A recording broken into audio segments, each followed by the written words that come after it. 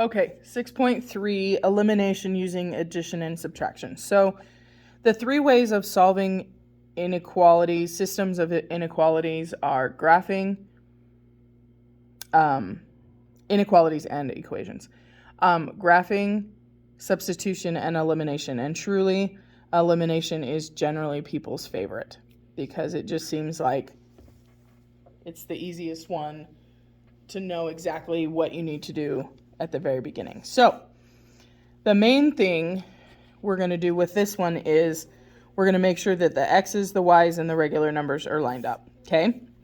So the way that we can get rid of either an x or a y, because we cannot solve this if we have two different variables. So we need to get rid of one of the variables. So you want them to be opposite numbers, because if you have like $4 and you owe $4, really it is 0. Okay, so if you look here, these aren't the same numbers, but these are, and they have opposite signs, so it's like we're adding them together. Okay, so we're going to add straight down. So 4 plus 3 is 7x.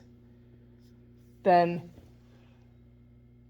excuse me, 6y minus 6y is 0.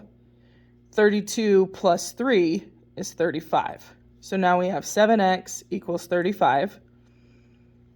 So now we can divide.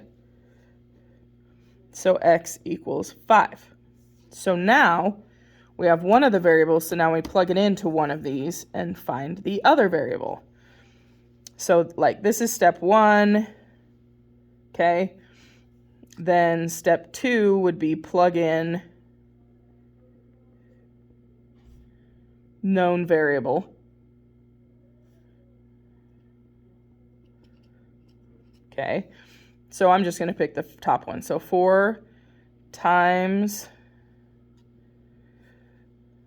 5 plus 6y equals 32. So 20 plus 6y is 32. So if we subtract 20,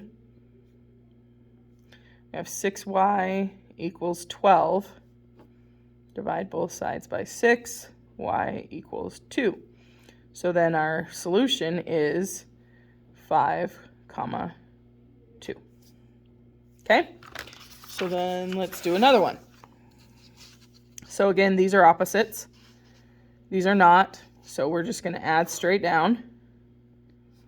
This is gone. So then we have 12y equals negative 12. Divide both sides by 12. Y equals negative 1. So then let's plug it in. So that was step 1. Then step 2, let's just bring this one down. So we're going to do negative 3x plus 5 times negative 1 equals negative 11. So we got a lot of negatives that we need to keep track of. So we've got negative 3x minus 5 equals negative 11. Add 5 to both sides. Negative 3x equals negative 6. Divide both sides by negative 3. X equals 2. So then we have 2, negative 1. Not too terrible. Okay. So then you could have a question like this. Now, I know, so say this was on your EOCA or the ISATs. I know a lot of you know to plug these in. And by the way, the way these are set up is always alphabetical. So just because these are different letters doesn't mean that we don't know which is which. Because Q, R, S, T. So this is always going to be R and T. Okay? But if you look here, these aren't lined up. So instead of just plugging these into every one of these and seeing if they work, let's just solve it and see which one matches. So I'm going to go ahead and move this one over here. So I'm going to go 5R plus 2T equals 6. and 9r plus 2t equals 22. Well, if you look here, these are both positive, and those won't get rid of each other. They'll just add to each other.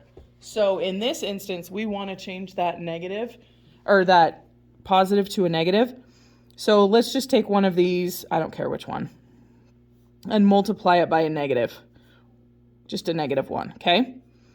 So I'm going to bring this one down, didn't change anything. And then down here, I'm going to have negative 9r minus 2t equals negative 22. Okay, so now if we add these together, we end up with a negative 4r. This is gone. And then we have 16, negative 16. Okay, so then if we divide both sides by negative 4,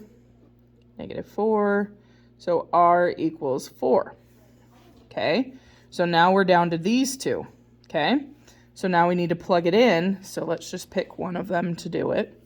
So let's go the top one. So this was 1, this was 2, this was 3. So we're going to go 2t plus 5 times 4 equals 6. Plus 20 equals 6 minus 20 minus 20. So 2t equals negative 14. Divide both sides by 2. So we've got t is negative 7. So we've got rt. There's r and t. There is our answer. So while that did take a long time, plugging these into each one of these, hoping that the first one you choose is correct, is kind of hard. So it's just easier to check that way. Okay, so then there is the assignment.